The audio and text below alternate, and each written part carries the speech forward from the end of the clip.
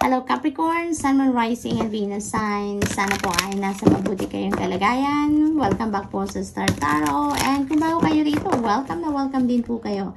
Thank you po sa inyong pagbisita. I truly appreciate it and God bless you all. Capricorn, this is for September 21st. Now, ito yung mga mensahe ninyo sa ngayon.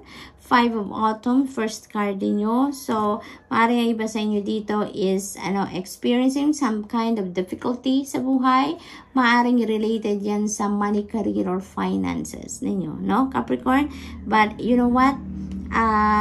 Always remember that help and assistance and support is always available to you, Capricorn. Kaya, you have nothing to worry about. No? You have nothing to worry about. Just reach out to people na sa tingin ninyo makakatulong sa inyo, makakasuporta sa inyo. And also, don't worry, no? If nakaka-experience kayo ngayon ng life's hiccups, because it will change. Eventually, your situation sa ngayon will change, no? For the better. Lagi nating tatandaan yan, Capricorn, no? Na nothing is yet set in stone. Everything changes in a second. Kaya kung ano man ang pinagdadaanan ninyo ngayong difficulty in terms of your money, career, or finances, you know, that is going to change in no time, no? Maaring dyan sa taong lalapitan ninyo, hihingian ninyo ng tulong, you know, maaring siya yung magbukas ng bagong pinto para sa'yo, diba? Para magkaroon ng bagong trabaho, bagong source of income, additional source of income, you know, it could be any financial opportunity na maaring ibigay sa'yo or maaring i-offer sa'yo ng taong lalapitan ninyo, diba? You never know kung sino yung maaaring maghatid sa inyo ng bagong opportunity, 'di ba? Kaya don't hesitate to reach out to people, no? Kasi lalong-lalo na kung nagdadasal kayo, Capricorn, nagdadasal kayo sa Panginoon and the rest of your spirit team na tulungan kayo, bigyan kayo ng bagong trabaho, bigyan kayo ng pagkakataon na makapangbayad ng mga utang, makakuha kayo ng opportunity para nang sa gayon ay mabago ang inyong sitwasyon sa ngayon. Yung gano'n, no? Or any kind of prayer. If, you know, nagdadasal tayo ng mga ganyan, you know, kailangan din na bukas kayo sa pag-receive ng tulong ng iba because you never know. Baka yung taong lalapitan ninyo ngayon, that is the person, that is someone na pinapadala sa inyo ng divine universe sa path ninyo ng sa gayon, siya yung maghahatid ng kasagutan or ng tulong ng divine universe para sa inyo. Maaring that person na lalapitan ninyo is the conduit or the channel na gagawin ng divine universe para maghatid ng kasagutan doon sa inyong mga dasal. Diba, Capricorn? Kaya you should also be open to receiving help from other people. You should also be open to welcoming people to help you sa inyong sitwasyon because yun na nga, baka siya na yung channel na ginagamit ng Panginoon para maghatid ng kasagutan doon sa inyong mga dasal. Diba? So, yun ang ganap. What else, Capricorn? We have 6 of Autumn, 5 and 6. Ayan.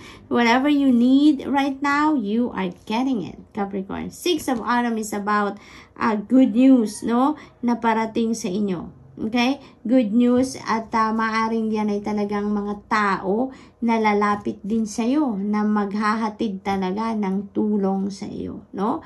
Those are the people coming in na maaring hindi ninyo inaasahan na siya yung maaring lumapit sa iyo or siya yung lalapitan ninyo para tulungan ka. Yung ganon, ano? Parang there is also, yung napipick up ko din dito, surprise din ito para sa iyo na makita yung taong yon at hindi mo ina-expect na siya pala yung makakatulong sa iyo, no? But dito sa 6 of Autumn, sinasabi din dito na kung ano yung kailangan mo, makukuha mo. Whatever you need right now, that will be provided to you, Capricorn, no? This is a huge blessing coming in, no? Kasi kung kailangan mong magbayad ng kung anong financial obligation, you know, there is someone that is coming in dito na siya yung makakatulong sa'yo in any way para makabayad ka ng financial obligation mo or kuha ka ng perang kung ano man ang pangangailangan mo sa ngayon, no? So there is going to be some kind of help dito na parating sa inyo. Kung ang problema talaga ninyo ay kaperahan, no? Meron at meron dadating. There may be a bonus, there may be commission coming in. Maaring merong magbibigay ng pera sa inyo, maaring merong magpapaluwal sa inyo, you know, depende sa inyong sitwasyon, but definitely there's going to be an unexpected money coming in sa buhay ninyo ngayon, Capricorn, okay? So we also have Queen of Winter. You just need to really express yourself, no? You really need to express yourself dito, especially when you are reaching out to people, no? Kung hihingi kayo ng tulong, kung may mga transactions kayo na kailangan gawin, you know? Bastang nakikipag-communicate kayo with other people. Yung sinasabi din sa inyo ng Queen of Winter is make sure that you are communicating clearly. Always, no? Always, kung ano yung nasa puso ninyo, kung ano yung nasa isip ninyo, kung anong gusto ninyong sabihin, anong gusto ninyong i-express, no? Towards the other person na kausap ninyo, make sure na you're communicating it clearly. Make sure na you are putting the right words talaga doon sa kung ano yung thoughts ninyo, kung ano yung nararamdaman ninyo. Okay? So, Capricorn, that's all I have for you for today. I hope nakatulong mga mensaheng ito in some way. Thank you for watching. Love and light. Namaste. Hello Virgo, Sun, Moon, Rising, and Venus signs. Kamusta po kayo? Sana po ay nasa mabuti kayong kalagayan. Welcome back po sa Star Tarot. At kung bago po kayo rito, welcome na welcome po kayo. And thank you sa inyong pagbisita. I truly appreciate it. God bless you all. Tingnan natin kung anong paunang mensahe sa inyo ngayon for September 21st, Queen of Winter. Ayan. So, Virgo, now is the time para magmuni-muni kayo to do some kind of reflection and introspection, because sa ganyang gagawin ninyo, you know, you will find out that there are things, there are people or situations that kailangan na ninyong i-let go because clutter na lang yan sa buhay ninyo. It doesn't serve your highest good anymore. No? Kaya parang magdi-declutter kayo sa ngayon. No? Parang yun ang gagawin ng iba sa inyo sa ngayon. And kasi parang distraction sa iyo. Yun, ang ibang sitwasyon ninyo ngayon. Parang distraction na lang yan sa inyo. Parang mind clutter na lang din yan. Or, alam mo yun, yung hindi naman talaga siya actually ninyo napapakinabangan. Pero, nadidistract kayo dahil nandyan siya sa buhay ninyo. No? So, what else for Virgo? We have 5 of Spring and Virgo. There is confusion. There is something behind your head na talagang parang merong something sa likod ng isip ninyo na parang nandyan lang siya lagi na thought, no? Parang meron kayong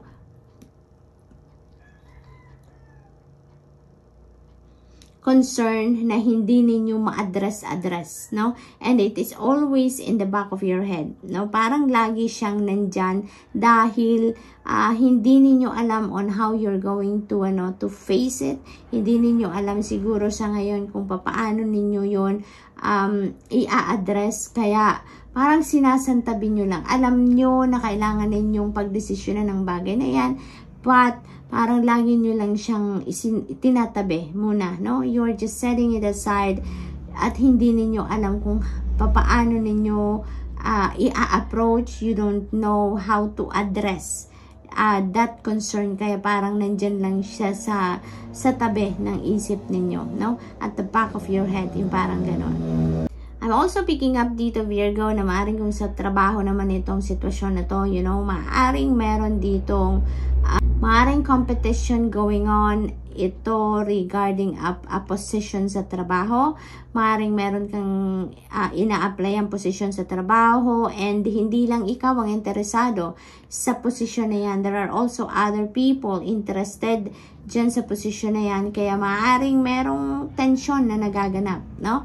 Kasi maaaring ang iba ninyong kaopisina din, interesado din dyan at maaaring ginagamitan kayo dito ng strategy wherein yung ma-intimidate kayo, yung ganon, no? Yung maapektuhan kayo sa mga sabi-sabi na ginagawa nila para nang sa ganon mag-back down ka, diba? Yung mga ganon. Kaya parang may tension, no, na napipick up ako dito sa work situation ninyo dahil dyan sa posisyon na ina-applyan ninyo at ina-applyan din ng iba pa, no, ninyong katrabaho.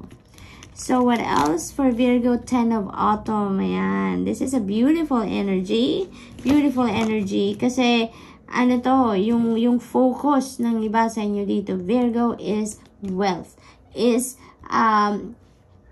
pagbibuild ng inyong financial security and stability for the long term, no? Ito din naman yung focus ninyo. Maaaring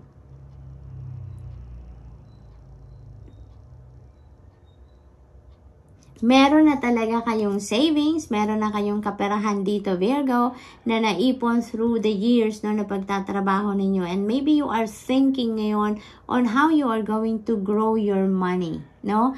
Maring yun din ang dinidiskartehan ninyo because maybe, naririnig ko din dito, growing family. Maring ang iba sa inyo talaga lumalaki na ang pamilya, no? At gusto ninyong masiguro ngayon ang inyong financial future so that you can save enough money para sa mga pag-aaral ng mga bata, para sa mga future na pangangailangan ninyo, malalaking expenses, yung mga ganun ba, no? Kaya you are focusing on growing your money, maaring investment, and also at the same time, you are thinking about saving money also for your retirement. So talagang yung financial stability ngayon and security ang nasa top of your head ng iba sa inyo dito, Virgo. So good luck. And that's all I have for you for today. I hope nakatulong mga mensaheng ito in some way. Thank you for watching. Love and light. Namaste. Hello Taurus, Sun, Moon, Rising, and Venus signs. Kamusta po kayo? Sana po ay nasa mabuti kayong kalagayan. Welcome back po sa Star Tarot. And kung bago po kayo rito, welcome na welcome din po kayo. And thank you sa inyong pagbisita. I truly appreciate it and God bless you all. Mga mensahe po ninyo ito for today, September 21st. And we have the 5 of Spring. Yan, parang sa lahat ng earth signs, no, lumabas si 5 of Spring. So, maaring you are dealing with another earth sign, no, Taurus?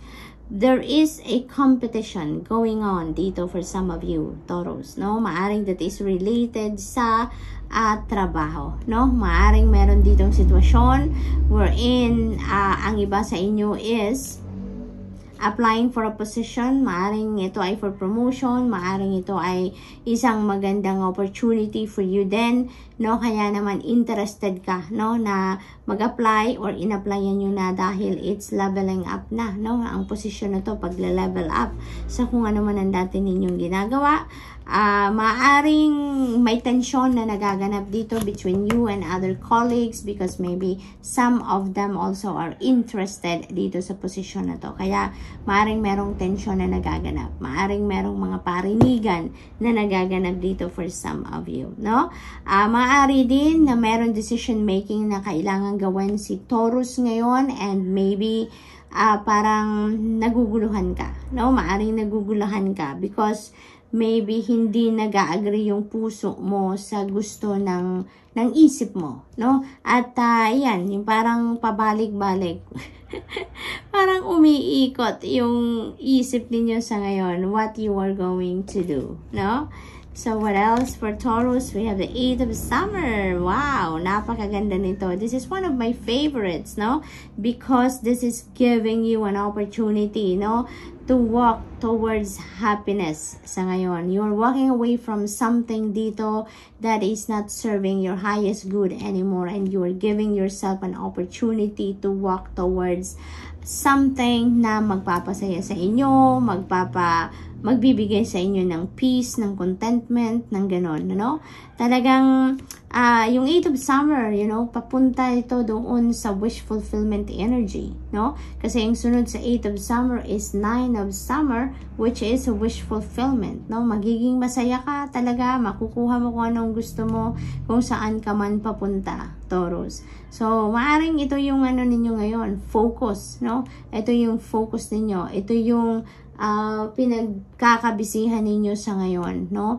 Kasi maaring kung nasaan kayo ngayon, no? Parang wala na, no? Parang hindi nyo na yan gusto, parang hindi na yan ang para sa inyo, parang nakikita ninyong there's no way para mag-improve kayo dyan, para ma-excite kayo dyan, para ma-challenge kayo dyan, para sumaya kayo sa sitwasyon na yan, no? So, it could be in any area of life, Taurus, maaring relationship, trabaho, career, no? Maaring gano'n ang sitwasyon dito. And that's why you are deciding, no? To walk away from that, no? At handa kayong tread towards a path wherein doon kayo mas magiging masaya, no? Doon ninyo mahahanap yung fulfillment niyo, yung deeper meaning ng inyong existence, kumbaga, Taurus, no? So you are moving on, no? Time to move on for you ngayon. Kaya naman malaki-laking desisyon na gagawin ng iba sa inyo dito, Taurus. Malaki-laking desisyon. And this is something na talagang pag-iisipan ninyong mabuti, no? Pagdidiskartehan ninyong mabuti, because alam ninyo sa sarili ninyo na it's about time na for you to move on from wherever you are now, no? Kung ano man ang inyong ginagawa, ano man ang kinabibilangan ninyong sitwasyon. So what else? We have Prince of Autumn. Ayan, so it may be